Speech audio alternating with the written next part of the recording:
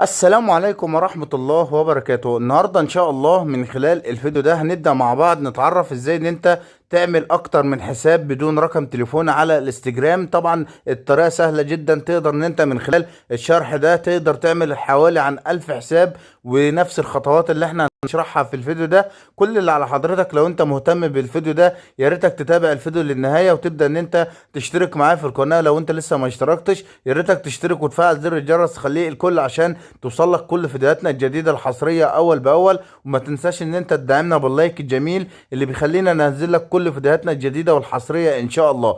النهاردة معانا تقدر تبدأ ان انت تنشئ اكتر من حساب بدون رقم تليفون، وان شاء الله تقدر من خلال الشرح ده تقدر تعمل حوالي عن 1000 حساب بدون رقم تليفون. كل اللي احنا هنحتاجه من خلال الشرح البسيط ده، كل اللي انت هتعمله ان انت هتنزل البرنامج ده على جوجل بلاي. طبعا البرنامج ده وظيفته ان هو بيديك حسابات جيميل مؤقتة، يعني تقدر من خلالها تنشئ حسابات اكتر من 1000 حساب على الانستجرام بضغطة زر واحدة. وان شاء الله هنبدأ نتعرف الطريقة ديت واحدة واحدة النهاردة من خلال الشرح ده. بس يا ريتك لو انت لسه ما عملتش لايك انزل اعمل لايك، وان شاء الله تستفاد معانا في الفيديو. طيب خلاص نبدأ نروح مباشرة كده، نروح على حساب الانستجرام. بعد كده هنا معانا عشان نبدأ ننشئ حساب معانا حل من حلين. معانا اول حل اللي هو رقم تليفون، وتدخل رقم تليفونه ويبعت لك كود في رسالة، وتبدا ان انت تاخد الكود وتبدا ان انت تكتبه هنا، بيبدا يفعل معاك الحساب. طيب انا مش معايا رقم تليفون وعايز اعمل حساب، وببدا اروح هنا على حساب البريد الالكتروني. وبعد كده بروح على البرنامج الاولاني، بضغط هنا اوكي، هيبدا يفتح معانا الواجهه اللي حضرتك شايفها. بعد ما يبدا ان هو يفتح معانا الواجهه يبدا يديني حسابات جيميل مؤقته. هبدا ان انا اخد اي حساب، ببدا اروح على الحساب الانستجرام زي ما حضراتكم شايفين، بضغط هنا لا. وبعد كده ببدا اخد الحساب. طب انا الحساب ده مش عاجبني، ببدا اضغط هنا على كلمه تغيير زي ما حضراتكم شايفين. يعني كل حساب من دول هتبدا ان انت تعمل بيه حساب على انستجرام، وتبدا ان انت تخش تغيره. طيب انا هنا خلاص اضغط على كلمة نسخ. انا كده خدت الحساب الجيميل. ببدا هنا اروح على الانستجرام، ببدا هنا بقول لك ادخل البريد الالكتروني، بضغط هنا لاسك، وبعد كده بضغط هنا التالي.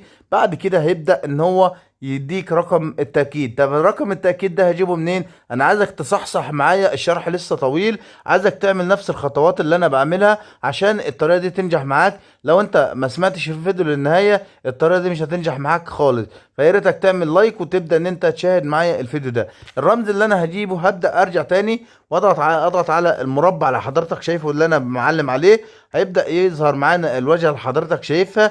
كل اللي انا هبدا اعمله هنا بقول لك الصندوق البارد اللي هو الوارد فاضي.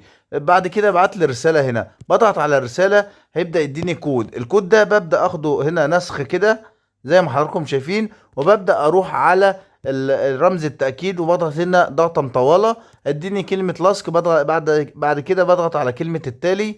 بقى من هنا هيبدأ مباشرة يديني الواجهة اللي حضرتك شايفها، بيقول لك ادخل اسمك بالكامل. طبعا اي اسم، اي اسم انت عايز تكتبه مفيش اي مشكلة. طبعا هنا رقم السري بتبدأ ان انت تكون اي رقم سري مفيش اي مشكلة. وبعد كده بضغط هنا متابعة، وبعد هنا بقول لك سماح.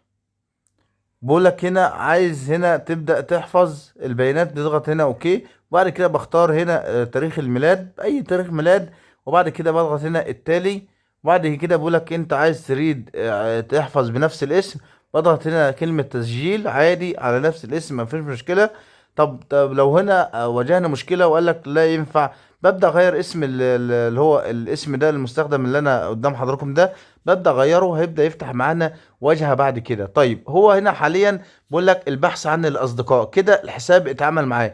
بضغط هنا تخطي، بعد كده بضغط برضو هنا تخطي. وزي ما حضراتكم شايفين بقول لك اختار صورة للحساب الشخصي، بضغط برضو تخطي.